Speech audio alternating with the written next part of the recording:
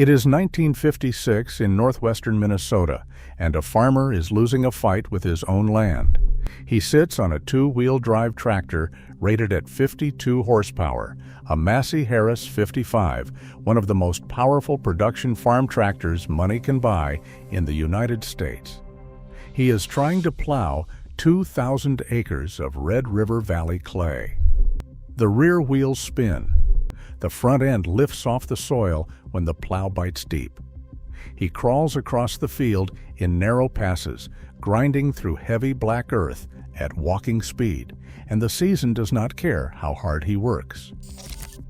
This is the state of American farming in the mid-1950s. The biggest tractors on the market deliver 40 to 60 horsepower through two rear wheels. A Farmall M, a John Deere R, a Minneapolis-Moline G. These machines are built for the average midwestern operation of 100 to 300 acres. They are not built for the men farming 1,000 or 2,000 acres across the northern plains, where the land is flat and enormous and the growing season is short and unforgiving. Those farmers run multiple small tractors side by side. They hire extra drivers they cannot afford. They watch the calendar close on them every autumn, fields unfinished, money left in the dirt. The tractor industry does not build what they need because the tractor industry does not believe the market exists.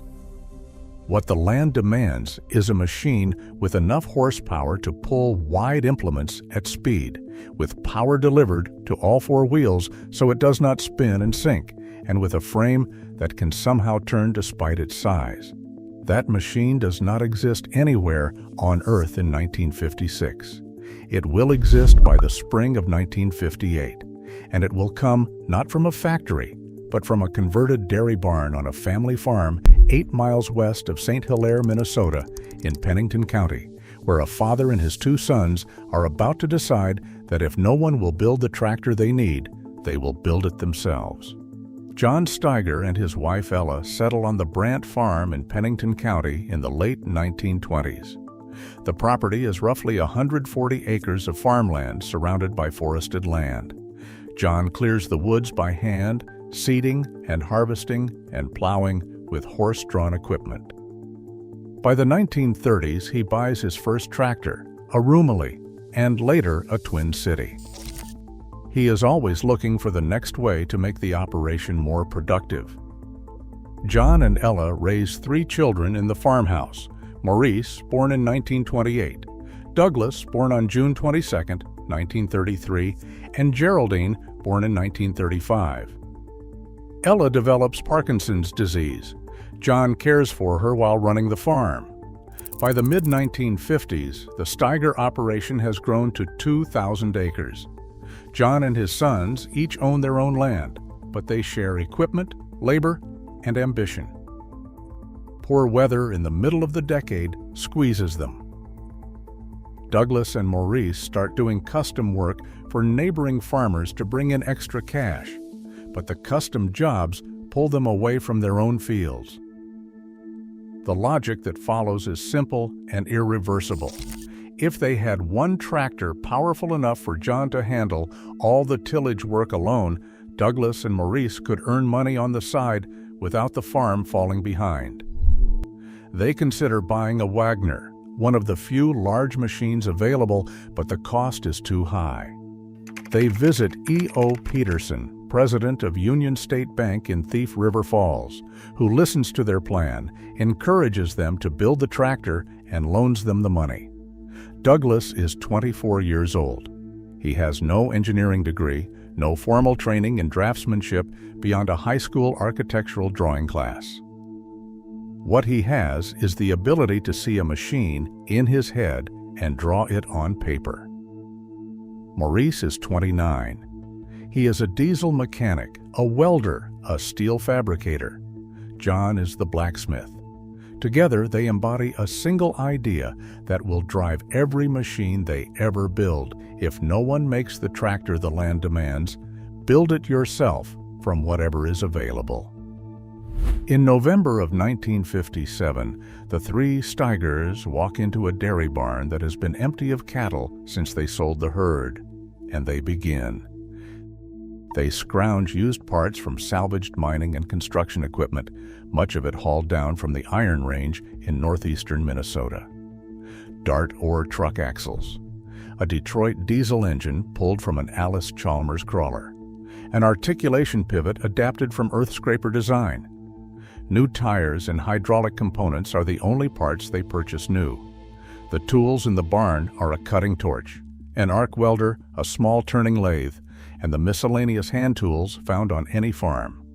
John uses a sledgehammer and a blacksmith forge to heat and bend an adapter ring between the engine and the transmission bell housing.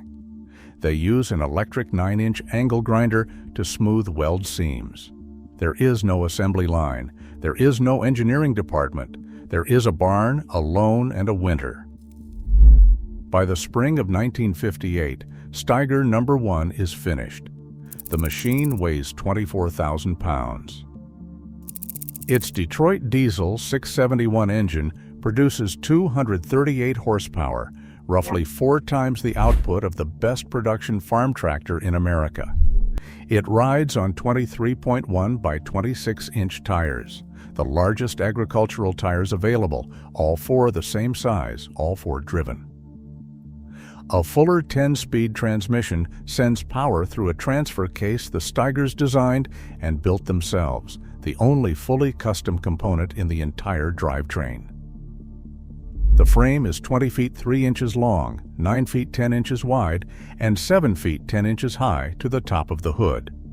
It steers not with front wheels that turn, but with the frame itself, which bends in the middle on a central pivot. The brothers call it a center bend tractor. The industry will call it articulated steering. The critical innovation is what becomes known as the swinging gearbox. The Euclid earth scrapers of the era used 2 engines, 1 for each axle. The Steigers have 1 engine and need to get power across the pivot joint to the rear wheels. Their solution is a center gearbox mounted on 4 universal joints, designed so it translates left and right as the tractor bends. This reduces the angle each universal joint must absorb by a factor of 4, allowing a tighter turning radius than any competitor achieves. Wagner tractors, the closest rival in size, are limited by their universal joint angles. The Steiger's swinging gearbox eliminates the constraint. Other manufacturers will copy it within a decade. Stiger No. 1 goes to work. It does not break. It plows and discs and pulls wide implements across 2,000 acres of heavy clay at speeds the Steigers have never achieved. Clifton Johnson, a neighbor and friend who begins working with the brothers around 1960, later calculates that the machine travels the equivalent of 2.5 times around the earth with plows behind it, accumulating more than 10,000 hours of field time before it is retired. In 1960, the brothers built a second tractor, the Model 105, smaller and more practical for tasks that do not need 24,000 pounds. It is powered by a 118-horsepower Detroit Diesel 371 engine, equipped with a Spicer 5-speed transmission, a 2-speed Steiger-designed transfer case, modified Allis-Chalmers WC rear ends, and 18.4 by 26-inch tires. Neighbors see the Model 105 at work and ask for their own. Between 1961 and 1963, 2 or 3 more are built, again mostly from used parts. In 1963, Earl Christensen, an implement dealer from Elbow Lake, Minnesota, attends the Red River Valley Winter Shows in Crookston, hears about the barn-built tractors, drives out to the Steiger farm, and becomes the first Steiger dealer. The brothers go into the tractor business officially. Douglas designs and sells. Maurice manages production. John provides leadership. They build a commercial series, models 1,200, 1,700, 2,200, and 3,300, ranging from roughly 110 to 300 horsepower, each on a different frame size matched to its engine output. In 1966, Maurice, Douglas, and Earl Christensen receive a patent for their articulated vehicle design. By 1969, approximately 125 tractors have been built in the barn with the help of 20 employees distributed across the United States and Canada. The 800 Tiger becomes the first Steiger to use a Cummins engine. The philosophy holds across every model. Proven heavy-duty components from brand-name suppliers, assembled into a configuration no tractor company will build on an articulated four-wheel drive frame that bends where it meets the field. But the barn cannot scale. Demand is growing, and the farm has no room for a factory. In January of 1969, Douglas and Maurice reach an agreement with private businessmen from North Dakota and Minnesota to incorporate. Stiger Tractor Incorporated is formed and relocates to Fargo, North Dakota, with 26 employees. The first cat-named model, the Wildcat, enters production. The barn era ends. What follows is the fastest growth any small tractor company has ever experienced, and then a collapse that nearly erases the name entirely. 1970. Les Melroe, whose family built the Melroe Manufacturing Company, now known as Bobcat, joined Stiger as the major investor and chairman of the board. A 66-dealer nationwide network is established. 1971. Eugene Dahl, Les Melroe's brother-in-law, a former officer at Melroe Manufacturing, comes in as CEO and chairman. Dahl builds a leadership team that includes Jack Johnson as company president and Leonard Auda as head of marketing. The results are staggering. From 1971 to 1977, Steiger tractor sales increase from $2 million per year to more than $104 million per year. The company begins building four-wheel drive tractors for International Harvester in 1973. Sales that year exceed $20 million. The Hungarian firm Raba begins producing Raba Steiger tractors under license. Alice Chalmers, Ford, and Canadian Co-op Implement Limited all contract Steiger to build machines under their brands. International Harvester purchases a 30% stake. By the mid-1970s, Steiger holds nearly 40% of the North American market for articulated four-wheel drive tractors. In May of 1974, ground is broken for a new manufacturing plant in Fargo. 420,000 square feet, finished in less than a year. Capacity, one new Steiger tractor every 18 minutes. More than 1,100 people work at the facility through the 70s. The Series 2 models roll out in 1974. Wildcat, Bearcat, Cougar, Panther, Tiger, each named for a progressively more powerful cat. Series 3 follows in 1976. An Australian subsidiary opens the same year. In 1979, the 10,000th Steiger tractor is built.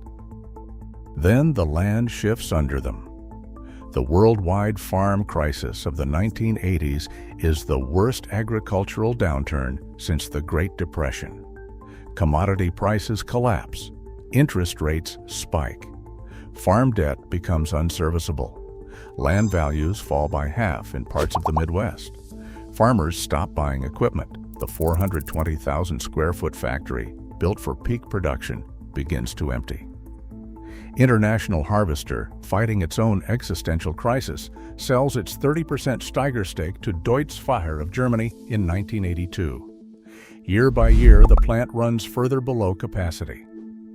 In January of 1986, Steiger introduces the Puma 1000, its most innovative tractor yet, the first Steiger built with both a steerable front axle and articulated steering, and a 12-speed power shift transmission across the line.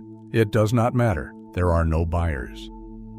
On June 17, 1986, Steiger Tractor Incorporated files for Chapter 11. Bankruptcy protection.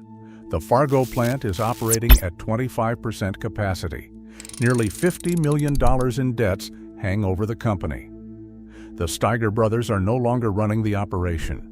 They had ceded operational control during the expansion, remaining focused on their 5,000-acre farming operation and related businesses. But the name on the factory is still their name.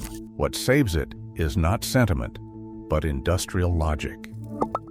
Tenneco Incorporated, parent company of the newly formed Case IH, needs articulated four-wheel drive tractors and does not have them. The merger of Case and International Harvester's agricultural division exposed a gap in the product line. Stiger has the factory, the designs, the engineering talent, and the brand. On November 10, 1986, Case IH officially acquires Stiger and its Australian and Canadian subsidiaries for approximately $76 million. About 170 production workers at Fargo have their contracts extended for 2 years. The factory restarts. Green Stiger tractors continue to roll off the line alongside the first Red 9100 Series Case IH Stiger models. The Puma 1000 becomes the Case IH 9110. The Bearcat 1000 becomes the 9130. The Cougar 1000 becomes the 9150. The Panther 1000 becomes the 9170. For a brief period, the same machines are sold in both Stiger Green and Case IH Red. By the end of 1988, the green paint is gone. By 1990, the Stiger name disappears from the grill. The 9200 series arrives. Then the 9300 series in 1996, and in the same year, the name comes back, 1996. Case IH introduces the Stiger Quadtrac. The word Stiger returns to the machine. The Quadtrac has 4 independent rubber track units, one at each corner of the articulated frame, delivering 360 horsepower through a ground contact area that no wheeled tractor can match. The tracks reduce soil compaction, increase traction, and virtually eliminate slippage in heavy conditions. The machine bends in the middle. All 4 contact points drive. The articulated frame that Douglas Steiger sketched on paper with a high school drafting education in 1957 is still the core architecture of the design, nearly 4 decades later. On November 20, 1997, the 40,000th Stiger branded tractor rolls off the Fargo line. 1998, a 400 horsepower Quadtrac model is released. 1999, Case IH and New Holland merge under CNH Global. The Fargo plant now serves both brands. 2000, the all-new STX series launches with models from the STX275 to the STX440, featuring 16-speed full power shift transmissions, upgraded hydraulics, and luxury cabs. 2005, the 50,000th Stiger tractor, an STX500 Quadtrac, is produced, and the keys are handed to farmers Mark and David Yagi at a celebration in Fargo. That same year, an STX500 Quadtrac sets a world plowing record, turning 321 hectares in 24 hours.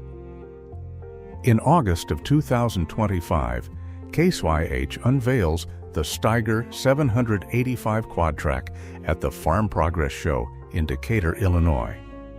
853 peak horsepower. A purpose-built 16-liter engine. A 40% torque rye, the most powerful Steiger ever produced. At the show, a one-off lime green version sits on display, painted in the original Steiger colors, honoring the family that started with a barn and a loan and a sledgehammer. Production of the 785 is scheduled to begin at the Fargo plant in the summer of 2026. The current lineup spans from the Steiger 425 to the Steiger 785, available in wheeled, Quadtrac, and Rowtrac configurations. The idea is realized. The machine now matches the scale of the land more completely than 3 men in a dairy barn could have imagined. A single quad track with 853 horsepower and 4 independent tracks can work ground that would have required a fleet of 1950s tractors. The 30-year arc from a crude hand-welded prototype to the 10,000th tractor, and then the 40-year arc from the bankruptcy filing to the most powerful agricultural tractor on earth, both trace back to the same articulated frame, the same insistence on 4 driven contact points, the same refusal to accept that the available machine was the only possible machine.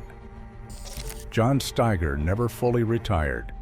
He continued farming, driving the big lime green 4-wheel drive tractors with his name on them until he passed away at the age of 81.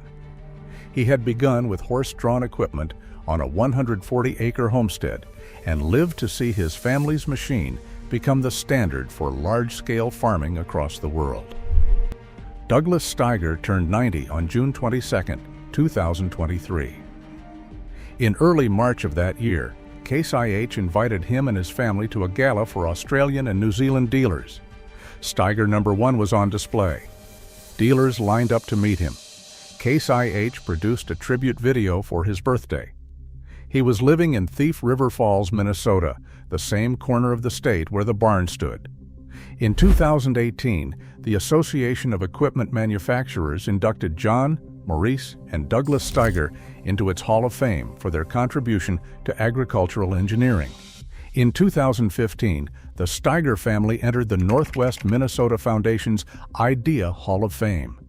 In 2019, Case IH and CNH Industrial celebrated 50 years of Steiger tractor manufacturing in Fargo. The Fargo plant still stands.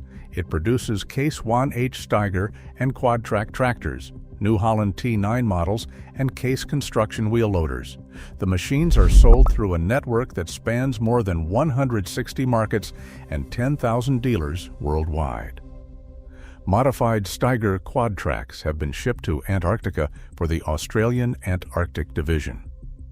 Steiger No. 1, Barney, the 24,000-pound machine hand, welded from mining salvage and ore truck axles in a converted dairy barn, sits in the Bonanzaville Museum in West Fargo, North Dakota. The idea was not complicated. If no one builds the machine the land demands, build it yourself from whatever is available. It did not require an engineering degree. Douglas Steiger had a high school drafting class. It did not require a factory. They had a barn. It did not require new technology. They used a diesel engine from a crawler, axles from an ore truck, and a pivot adapted from an earth scraper. What it required was the refusal to accept that the tractor industry's answer was the final answer. In 1956, a farmer on 2,000 acres of Minnesota clay had no machine that could match his land. The industry built for the average farm. 3 men in a dairy barn built for their farm, and their farm turned out to be the future of agriculture. 1 family, 1 converted barn, 1 hand-welded frame that bent in the middle. 68 years later, the most powerful production agricultural tractor on earth carries their name, bends where their first one did, and rolls off the line in the city they chose when the barn got too small. The Steigers did not wait for the tractor industry to catch up. They built what was missing, and the industry followed. Every company has a story like this. Subscribe if you'd like the next one to find you.